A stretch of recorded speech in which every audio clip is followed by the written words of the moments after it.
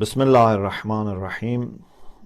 The topic which has been suggested for today is what the youths should do for preparation for coming of Imam Mahdi Ajalallah Ta'ala Farajahu Sharif.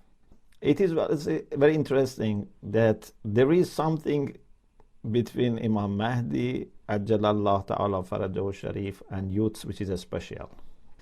When we read the hadith, it says that great majority of helpers of Imam Mahdi are young people.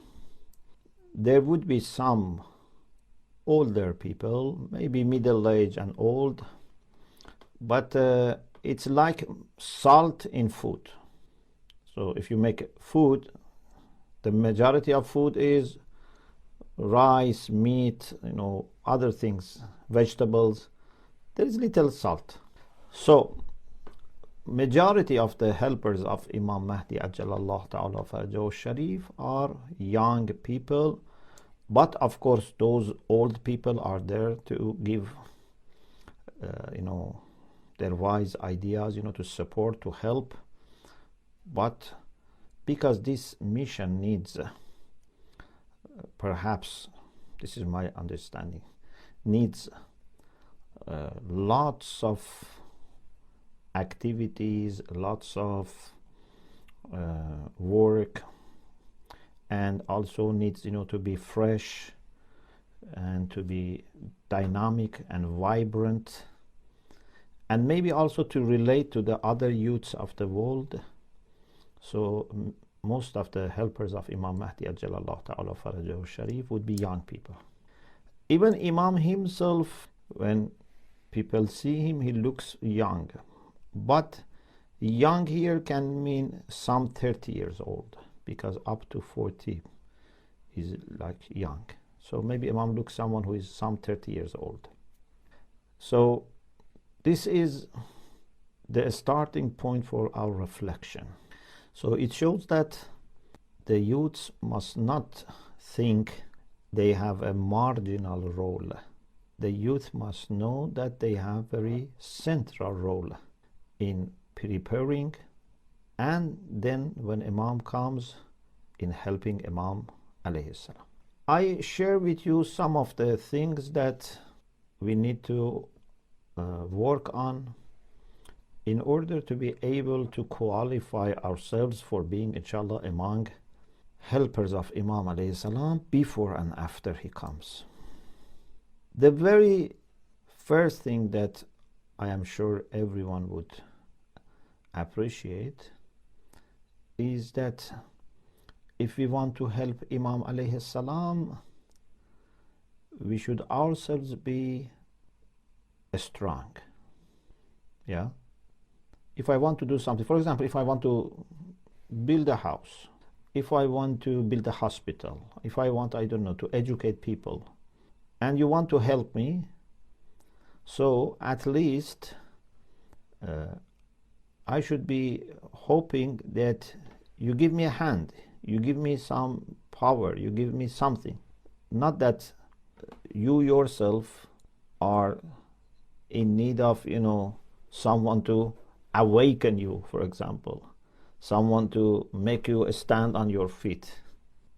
So when it comes to helping Imam Mahdi, I should try to be myself someone who is strong. I don't mean physically strong. I mean someone who in his willpower, in iman, in determination, in taqwa, is able to have the basic requirements at least. I'm not saying that you have to be arif, you have to be mystic, you have to be, for example, a great, wayfarer, but at least to be muttaqi, especially not to do zulm, because doing zulm to any person, starting with yourself, with family, neighbors, strangers, even enemies. If we do zulm, we would not be in a position to give our hand to Imam alayhi salam. No one who is zalim, who is unjust, can help Imam in universal mission for establishing justice.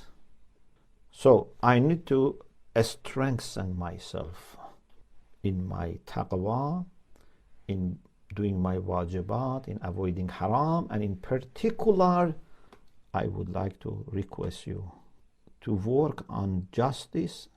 And for me, what comes very, very close to the justice, to the center of justice, which is not exactly justice, but it's very close to the center of justice, is fairness. Insaf. Insaf is very important. It's one of those qualities that if someone has, you just want to be with them. Fairness, insaf. What is insaf? Insaf comes from nisf. Nisf means half. What does it mean? I can put it in this way. When there is something between me and another person, another party, maybe one individual, maybe one family, maybe one group, maybe a company, I don't know, another party. There is something between me and them. There is my right, there is their right, so is a case here.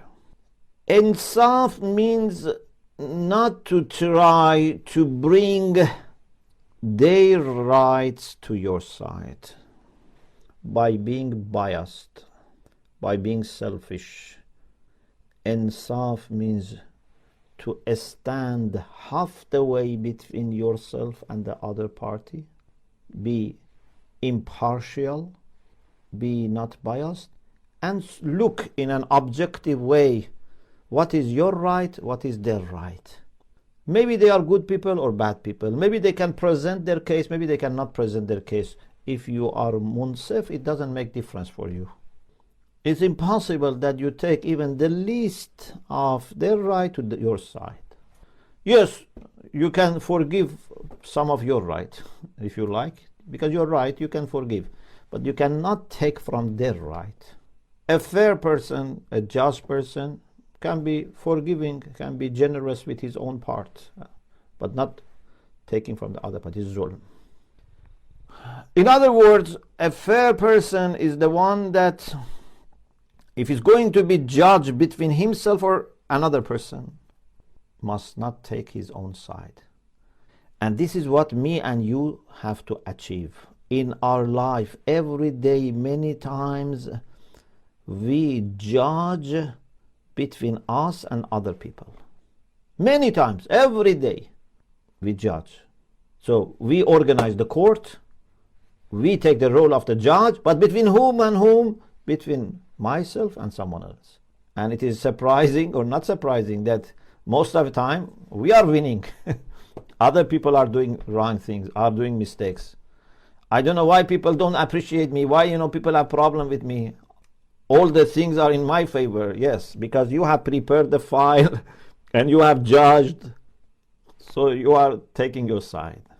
If you want to help Imam Mahdi Ajjalallah Ta'ala Farajahu Sharif, and indeed to help yourself, you have to be equipped with justice and try to start with fairness. Between you and your siblings, be fair. Between you and your parents, be fair. Suppose you were in their position. Are you able to see their challenges? Are you able to see their side of the story? Or you can only see your part? You can only think about your interest. How many times I can give rights to other people? Very unfortunately, it's not very common. Insaf is very important. If there are people who are munsif, I am sure they are very much loved by Allah subhanahu wa ta'ala. Mu'mineen who are munsif are very, very valuable. You cannot put actually value for them if they are munsif. So, the first thing is to strengthen ourselves with taqwa, with willpower, and especially equip yourself with insaf. Someone who is munsif is not going to do zulm to anyone. And then ma'rifah. Ma'rifah of Allah and ma'rifah of hujjah of Allah and ma'rifah of community. In Du'a Ahd, we say, to Allah subhanahu wa ta'ala, please send my salutations to Imam, and then we say, not just on my behalf, or not just on behalf of my parents and myself, on behalf of all mu'mineen and mu'minat fi mashariq al-ard wa magharibiha, sahlaha wa jabalaha, barraha wa bahraha. All believers in the east, in the west, those who live in overseas, in islands, etc. All of them, we have to remember them every day.